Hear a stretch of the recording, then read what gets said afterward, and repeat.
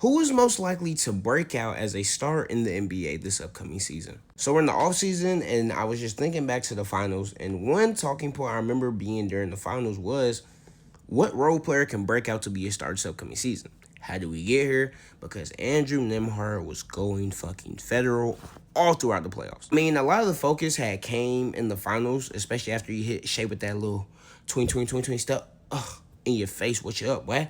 Like, he hit Shea with that, and niggas went crazy. But he had been good for majority of the season, and he's always shown himself to be a playoff riser, so people were picking him. But I think there are some other players who could really break out as a star. The first one that came to my mind, Jeremy McCain for the Sixers. Depending on what his role is, because the Sixers have a lot of guys on that team who could probably get preference with the ball and ball handling duties over Jared. But I think we all remember how great he was last year before he got injured.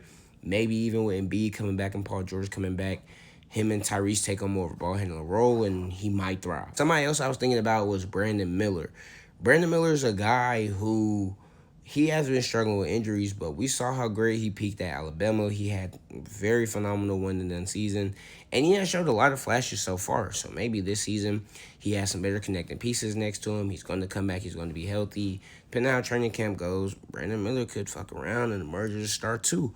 I don't know, but it's definitely possible. And the last guy I was thinking of was Desmond Bane. Now, I mean, you could argue Desmond Bane is like already a star. I wouldn't say he has reached that star caliber level yet, just because of Minnesota.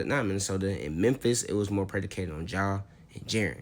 But in Orlando, with some more ball handling responsibilities, he was literally being brought there to make that offense better. So he's going to have the ball in his hands a good amount. We could see him possibly take a step forward and become this little star, not little, but this star supporting character next to Paolo.